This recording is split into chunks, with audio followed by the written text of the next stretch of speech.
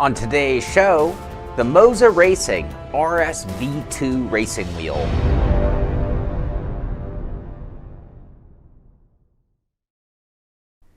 I'm Shaun Cole, this is the Simpit, and today we're here to take a look at the Moza Racing RSV2 steering wheel. And you might be thinking to yourself, haven't we already seen this wheel? And the reality is, well, yeah, no, kinda, sorta, maybe.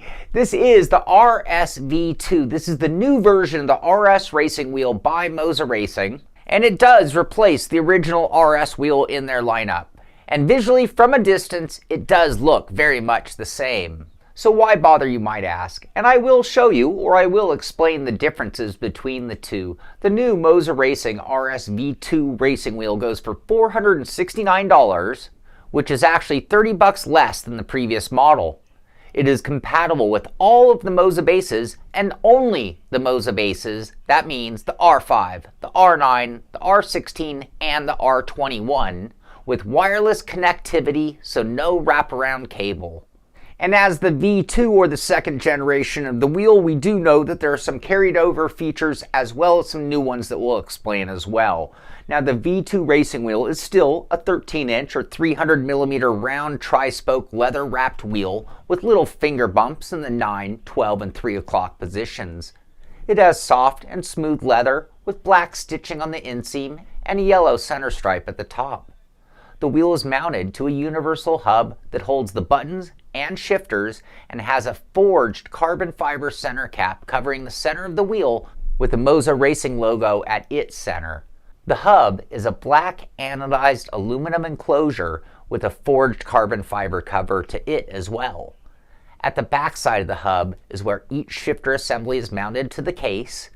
These are also made of black anodized aluminum, and each aluminum shifter arm pivots on plastic bushings. Each assembly has two 4mm thick forged carbon paddles, with the upper being a magnetic release shifter paddle that is about 83mm long and pulls in about 8mm when activated.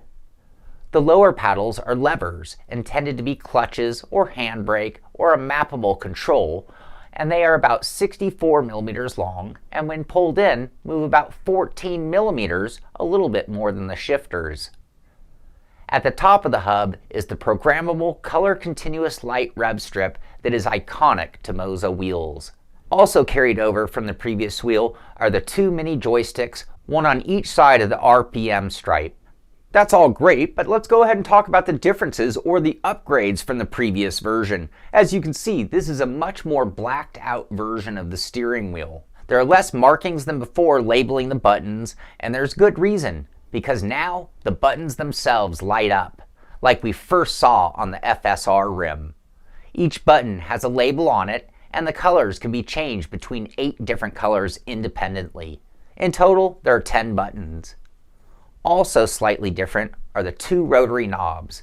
They have the same action with left and right turning, along with the push-in function, but these are covered in full dials versus the more tab style that the old wheel had. The back side of the wheel has the Moza Racing NRG style 10-bearing quick release with the new T-shaped pattern of pins for power and data that allows this wheel to work on all Moza bases. As I mentioned, this wheel rim is for Moza Racing wheelbases only, so I'm going to assume that you do have an operating Moza wheelbase and it's fully operational, updated, ready to go. And if you need help with that, you can watch any of our previous review of the Moza wheelbases and get up to speed. With that, when we fire up the Moza Racing Pit House software and install the wheel, we can quickly and easily upgrade the firmware, and then we are good to go.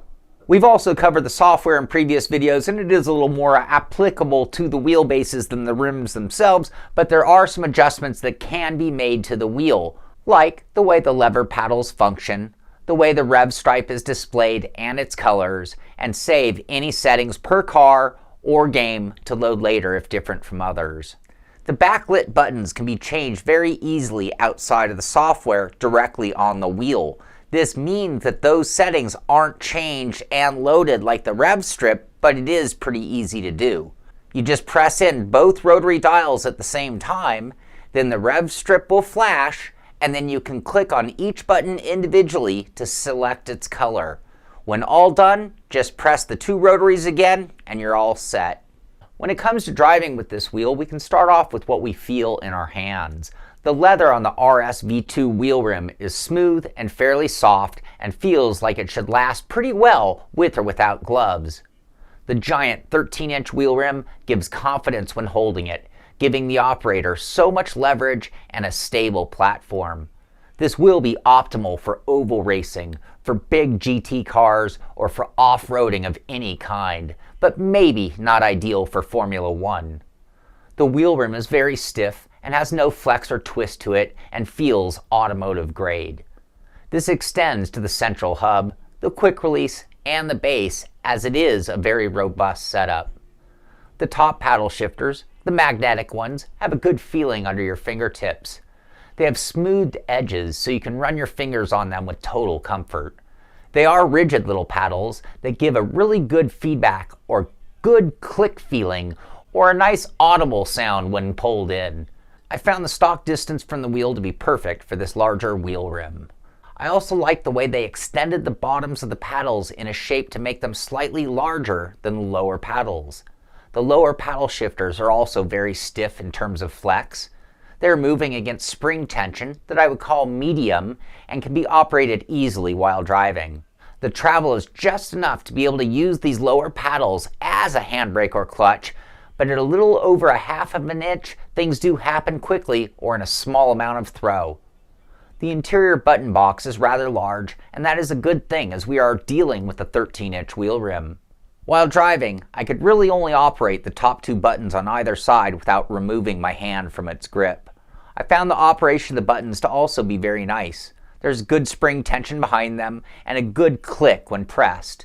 With the new light-up buttons, the wheel is even more exciting and even easier to remember the function of my controls. This allowed more resources for driving and less thinking while making adjustments to the car or pit strategy. The rotary dials have a good feeling to them as well, with a good push-in feeling, and there is enough of a detent between positions to prevent getting 2 clicks when only 1 was intended. I do enjoy and prefer the new dials to the old ones and found them a touch easier to operate while driving. The mini joysticks are very small and a little hard to operate while on the move. For me, this limited them to only 3 functions instead of the 5 they're capable of, but that still left me with 22 mappable controls, which is more than enough for me. And the final part of the wheel rim itself is perhaps the most flashy of all, that being the RPM display.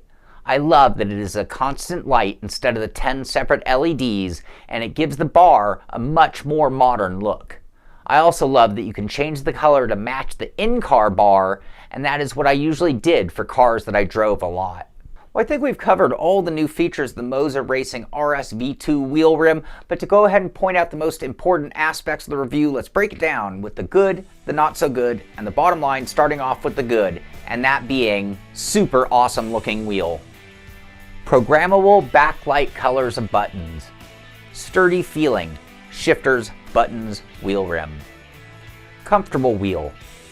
Super stiff, no twist, no flex. Magnetic paddles, feel great. Bonus clutch paddles, not an upgrade. Wireless, no wraparound cable. Great quick release. Lots of mappable controls, 26 total. And now on to the not so good. It is relatively expensive. Is it? Wheel rim is generic. Only works on Moza bases. And now on to the bottom line. If getting into the Moza Racing family or lineup of products or ecosystem, whatever you want to call it, a 13-inch round rim is a great first and only wheel rim option, as you can pretty much do any kind of driving with this type of wheel rim. So it gets a big nod from me right there. Granted, it's pretty big for dedicated open wheel drivers, but for everyone else, it is a great sized wheel.